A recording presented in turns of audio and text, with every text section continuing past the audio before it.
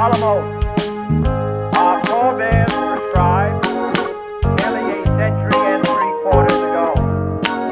The world is very different now, for man holds in his mortal hands the power to abolish all forms of human poverty and all forms of human life.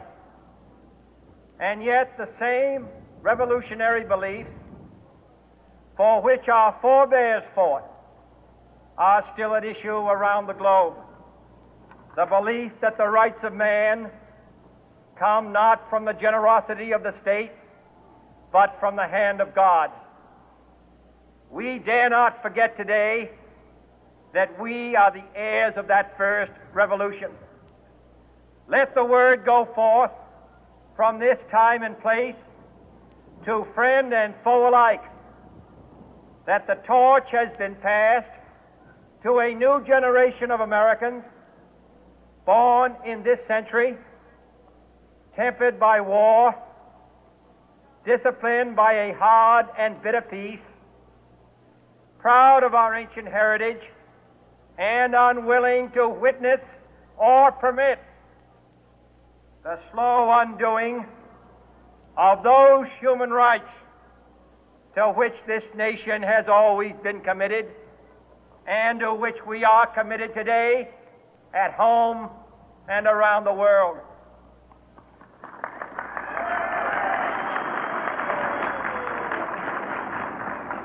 Let every nation know, whether it wishes us well or ill, that we shall pay any price, bear any burden, meet any hardship, support any friend, oppose any foe to assure the survival and the success of liberty.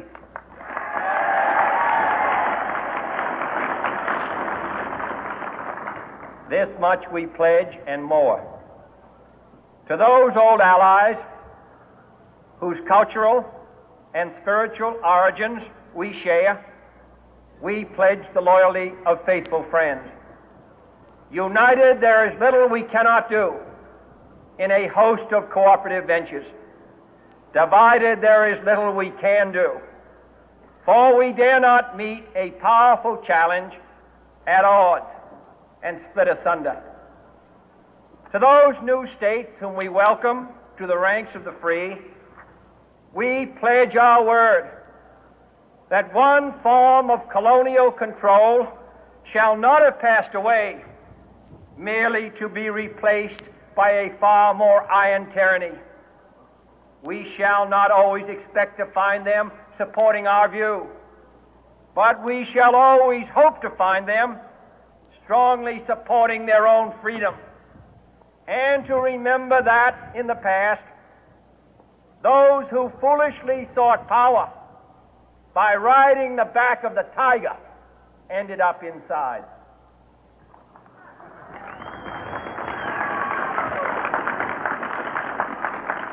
To those people in the huts and villages of half the globe struggling to break the bonds of mass misery, we pledge our best efforts to help them help themselves for whatever period is required, not because the communists may be doing it, not because we seek their votes, but because it is right.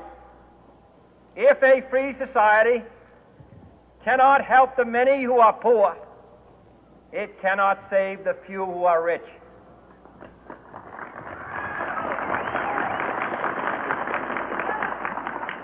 To our sister republics south of our border, we offer a special pledge to convert our good words into good deeds, in a new alliance for progress, to assist free men and free governments in casting off the chains of poverty.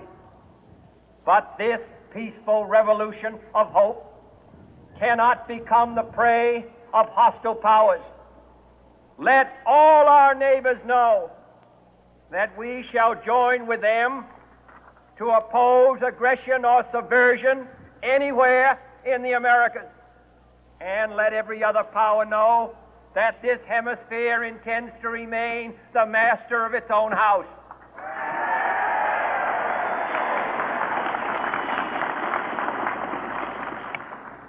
To that World Assembly of Sovereign States, the United Nations, our last best hope, in an age where the instruments of war have far outpaced the instruments of peace, we renew our pledge of support to prevent it from becoming merely a forum for invective, to strengthen its shield of the new and the weak, and to enlarge the area in which its writ may run. Finally, to those nations who would make themselves our adversary, we offer not a pledge, but a request that both sides begin anew the quest for peace. Before the dark powers of destruction, unleashed by science, engulf all humanity in planned or accidental self-destruction, we dare not tempt them with weakness, for only when our arms are sufficient beyond doubt can we be certain beyond doubt that they will never be employed.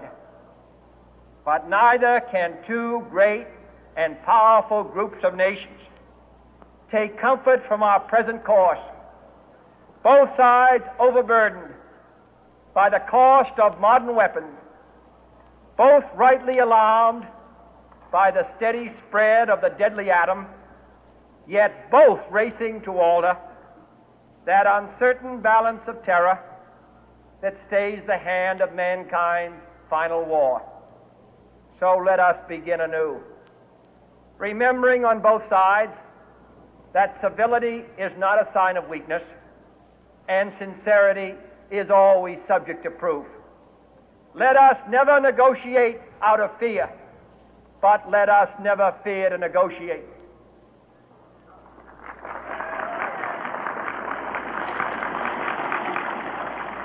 Let both sides explore what problems unite us, instead of belaboring those problems which divide us.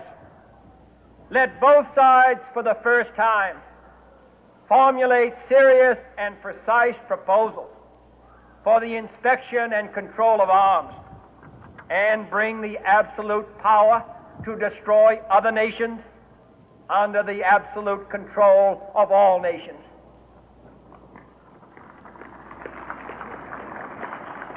Let both sides seek to invoke the wonders of science instead of its terrors. Together, let us explore the stars, conquer the deserts, eradicate